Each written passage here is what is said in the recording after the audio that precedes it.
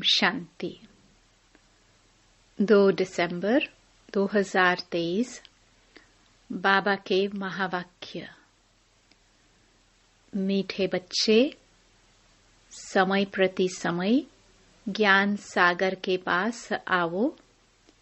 ज्ञान रत्नों का वक्र सामान भरकर फिर बाहर जाकर डिलीवरी करो।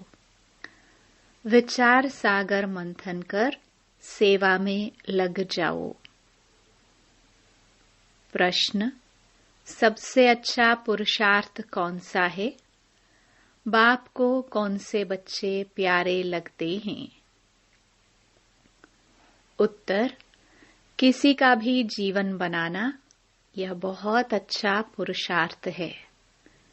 बच्चों को इसी पुरुषार्थ में लग जाना चाहिए। कभी अगर कोई भूल हो जाती है तो उसके बदले में खूब सर्विस करो, नहीं तो वह भूल दिल को खाती रहेगी। बाप को ज्ञानी और योगी बच्चे ही बहुत प्यारे लगते हैं। गीत जो पिया के साथ है। ओम शांति। बच्चे समझ सकते हैं कि सम्मुख मुरली सुनना व टेप में सुनना व कागज पर पढ़ने में फर्क जरूर है। गीत में भी कहते हैं जो पिया के साथ है। बरसात तो सबके लिए है, परंतु साथ में रहने से बाप के एक्सप्रेशन को समझने, भिन्न भिन्न डायरेक्शन को जानने का बहुत फायदा होता है। परंतु ऐसे भी नहीं किसको बैठ जाना है, वखर सामान भरा और जाकर सर्विस की, फिर आया वखर भरने। मनुष्य सामान खरीद करने जाते हैं बेचने के लिए, बेचकर फिर सामान लेने आते हैं। यह भी ज्ञान रत्नों का वखर है। वखर लेने वाले तो आएंगे ना। कोई डिलीवरी नहीं करते हैं, पुराने वखर पर ही रहते हैं, नया लेने नहीं चाहते हैं। ऐसे भी बेसमझ हैं। मनुष्य तीर्थों पर जाते हैं, तीर्थ तो नहीं आएंगे ना, क्योंकि वह तो जड़ चित्र हैं। इन बातों को बच्चे ही जानते हैं। मनुष्य तो कुछ भी नहीं जानते। बहुत बड़े बड़े गुरु लोग श्री श्री महामंडलेश्वर आदि जिज्ञासुओं को तीर्थों पर ले जाते हैं। त्रिवेणी पर कितने जाते हैं। नदी पर जाकर दान करने को पुण्य समझते हैं। यहाँ भक्ति की तो बात ही नहीं। यहाँ तो बाप के पास आना है तो बच्चों को समझकर फिर समझाना है। प्रदर्शनी में भी मनुष्यों को समझाना है। यह जो 84 जन्मों का चक्कर लगाते हैं, यह तो बच्चे जानते हैं, सब नहीं लगाते हैं। इसमें समझाने की बड़ी युक्ति चाहिए। इस चक्कर में ही मनुष्य मूंझते हैं। झाड़ का तो किसको पता ही नहीं है। शास्त्रों में भी चक्कर दिखाते हैं। कल्प की आयु चक्कर से निकालते हैं। चक्कर में ही रोला है। हम तो फिर चक्कर लगाते हैं, 84 जन्म लेते हैं। बाकी इस्लामी बौद्धि आदि वह तो बाद में आते हैं। हम कैसे उस चक्कर से सतो रजो तमो में पास करते हैं, वह गोले में दिखाया हुआ है। बाकी और जो आते हैं इस्लामी बौद्धि आदि, उनका कैसे दिखावे?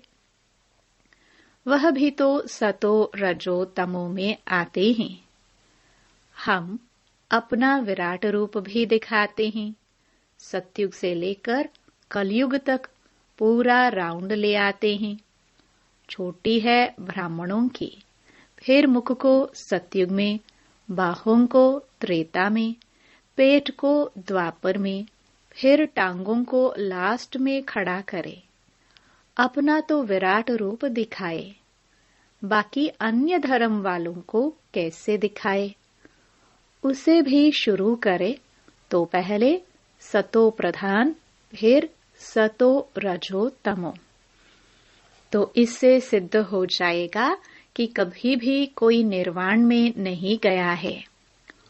उनको तो इस चक्र में आना ही है। हर एक को सतो रजो तमो में आना ही है। इब्राहिम, बुद्ध, क्राइस्ट आदि भी तो मनुष्य थे। रात में बाबा को बहुत ख्याल चलता है।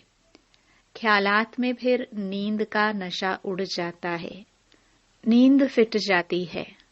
समझाने की बड़ी अच्छी युक्ति चाहिए। उनका भी विराट रूप बनाना पड़े। उनका भी पैर पिछाड़ी में ले जाए, फिर लिखत में समझाए।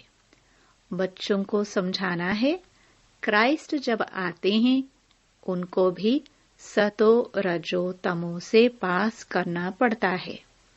सतयुग में तो वह आते नहीं, आना तो बाद में है। कहेंगे क्राइस्ट हेवन में नहीं आएगा। यह तो बना बनाया खेल है। तुम जानते हो क्राइस्ट के आगे भी धर्म थे, फिर वही रिपीट करना है। ड्रामा का राज समझाना होता है। पहले पहले तो बाप का परिचय देना है। बाप से कैसे सेकंड में वर्षा मिलता है। गाया भी हुआ है, सेकंड में जीवन मुक्ति। देखो बाबा के कितने ख्यालात चलते हैं। बाबा का पाठ है विचार सागर मंथन का, God fatherly birth right, now और नेवर अक्षर लिखा हुआ है। जीवन मुक्ति अक्षर लिखना है। लिखत क्लियर होगी तो समझाने में सहज होगा। जीवन मुक्ति का वर्षा मिला। जीवन मुक्ति में राजा रानी प्रजा सब हैं, तो लिखत को भी ठीक करना पड़े। बिगर चित्र भी समझाया जा सकता है। सिर्फ इशारे पर भी समझाया जा सकता है। यह बाबा है, यह वर्षा है। जो योग युक्त होंगे वह अच्छी रीति समझा सकेंगे। सारा मदार योग पर है।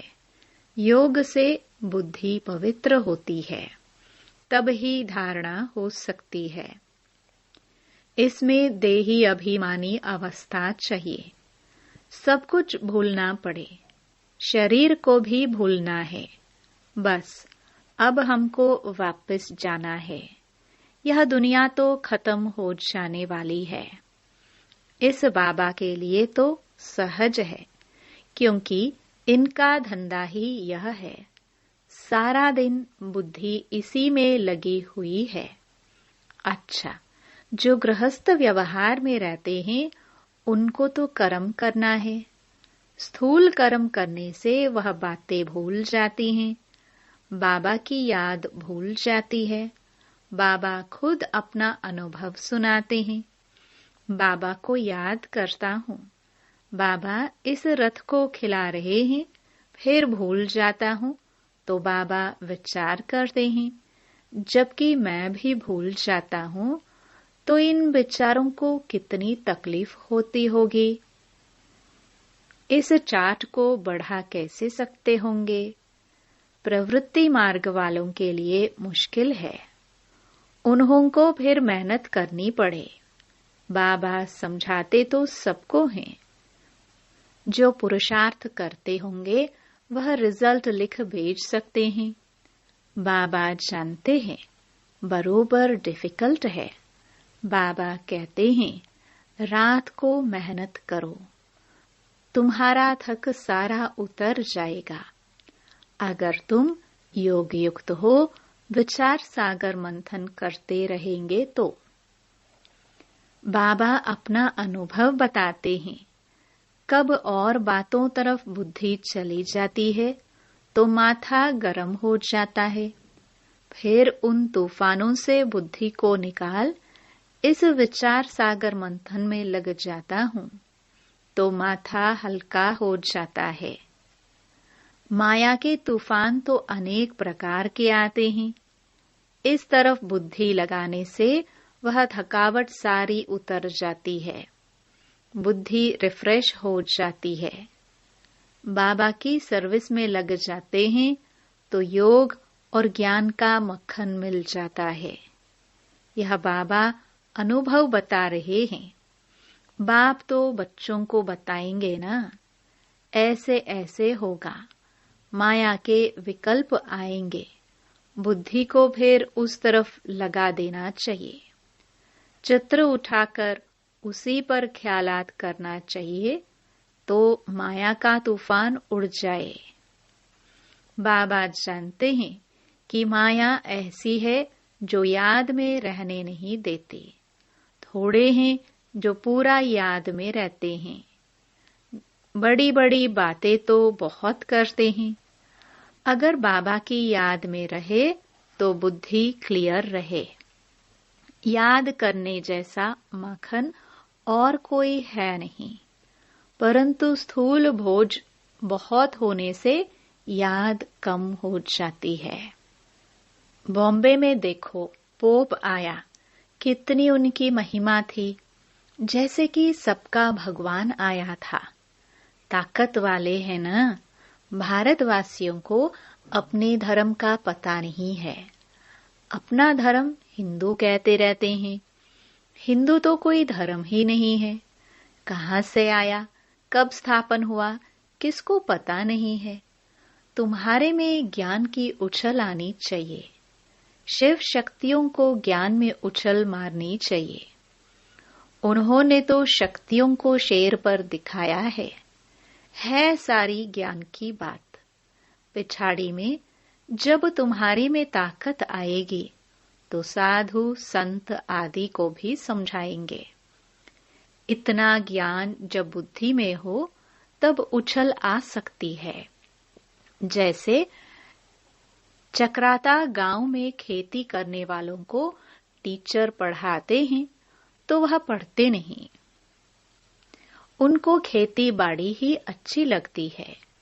ऐसे आज के मनुष्यों को यह ज्ञान दो तो कहेंगे यह अच्छा नहीं लगता, हमको तो शास्त्र पढ़ने हैं।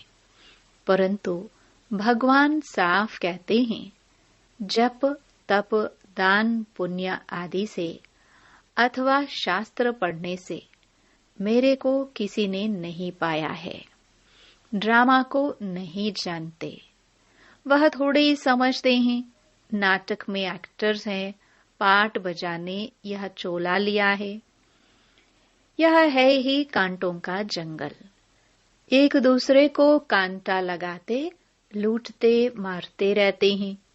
सूरत भल मनुष्य की है, परंतु सीरत बंदर जैसी है। बाप बैठ बच्चों को समझाते हैं। कोई नया सुने तो गरम हो जाए, बच्चे थोड़े गरम होंगे। बाप कहते हैं, मैं बच्चों को ही समझाता हूँ। बच्चों को तो मात पिता कुछ भी कह सकते हैं। बच्चों को बाप चमाट भी मारे तो दूसरा थोड़ी कुछ कर सकता। मात पिता का तो फर्ज है बच्चों को सुधारना, परंतु यहाँ लॉ नहीं है। जैसा कर्म मैं करूंगा मुझे देख और भी करेंगे। तो बाबा ने जो विचार सागर मंथन किया वह भी बतलाया। यह पहला नंबर में है। इनको 84 जन्म लेने पड़ते हैं। तो और भी जो हेड्स धर्म स्थापक हैं वे फिर निर्वाण में कैसे जाएंगे। उनको सतो रजो तमो में जरूर आना है। पहले नंबर में लक्ष्मी नारायण है जो विश्व के मालिक हैं। उन्हों को भी 84 जन्म लेने पड़ते हैं। मनुष्य सृष्टि में जो हाईएस्ट न्यू मैन है उनके साथ न्यू वुमेन भी चाहिए, नहीं तो वुमेन बिगर पैदाइश कैसे होगी। सतयुग में न्यू मैन है यह लक्ष्मी नारायण, ओल्ड से ही न्यू होते हैं। यह तो ऑलराउंड पार्ट वाले हैं। बाकी भी सब सतों से तमों में आते हैं। ओल्ड बनते हैं फिर ओल्ड से न्यू हो जाते हैं। जैसे क्राइस्ट पहले न्यू आया, फिर ओल्ड बनकर गया, फिर न्यू होकर आएगा अपने टाइम पर। यह बात बड़ी समझने की है। इसमें योग अच्छा चाहिए, पूरा सरेंडर भी चाहिए, तब ही वर्षे का हकदार बन सके। सरेंडर होगा तो फिर बाबा डायरेक्शन भी दे सकेंगे कि ऐसे ऐसे करो। कोई सरेंडर है, फिर कहता हूं कि व्यवहार में भी रहो तो बुद्धि का मालूम पड़े। व्यवहार में रहते हुए ज्ञान उठाओ, पास होकर दिखाओ। गृहस्थ में नहीं जाना। ब्रह्मचारी होकर रहना तो अच्छा है। बाबा हर एक का हिसाब भी पूछते हैं। मम्मा बाबा की पालना ली है तो फिर कर्ज भी उतारना है तो बल मिलेगा। नहीं तो बाप भी कहेगा कि हमने इतनी मेहनत कर पालना की और हमको छोड़ दिया। हर एक की रग देखनी पड़ती है, फिर डायरेक्शन दिए जाते हैं। समझो इनसे भूल हो जाती है तो बाप उसको अभूल कराए ठीक कर देते हैं।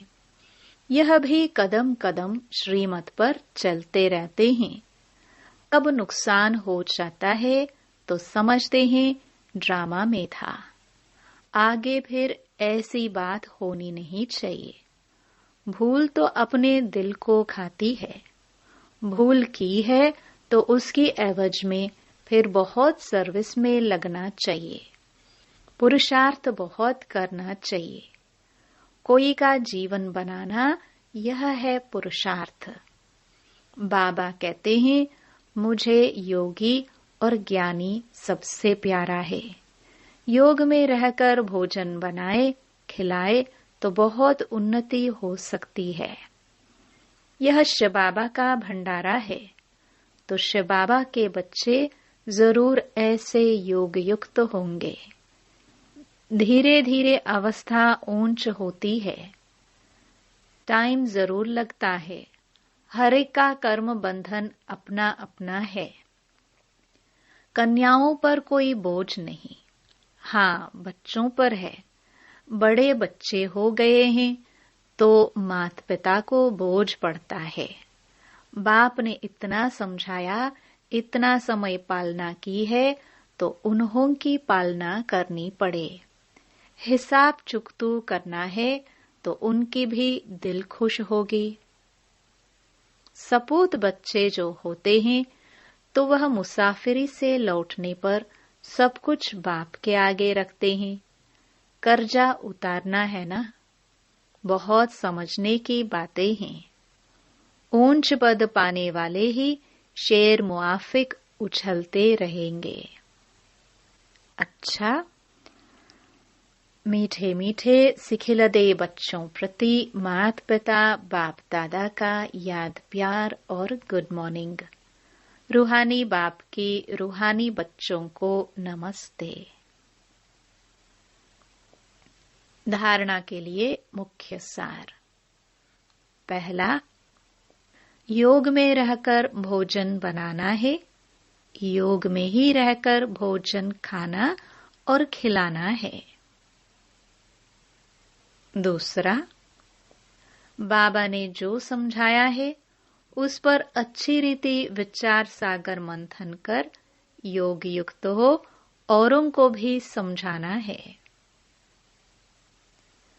वरदान, स्व परिवर्तन और विश्व परिवर्तन की जिम्मेवारी के ताजधारी सो विश्व राज्य के ताजधारी भव। जैसे बाप के ऊपर प्राप्ति के ऊपर हर एक अपना अधिकार समझते हो, ऐसे स्व परिवर्तन और विश्व परिवर्तन दोनों के जिम्मेवारी के ताजधारी बनो, तब विश्व राज्य के ताज अधिकारी बनेंगे। वर्तमान ही भविष्य का आधार है। चेक करो और नॉलेज के दर्पण में देखो कि ब्राह्मण जीवन में पवित्रता का, पढ़ाई और सेवा का डबल ताज है। यदि यहाँ कोई भी ताज अधूरा है तो वहां भी छोटे से ताज के अधिकारी बनेंगे। स्लोगन: सदा बाप दादा की छत्र छाया के अंदर रहो तो विघ्न विनाशक बन जाएंगे। ओम शांति।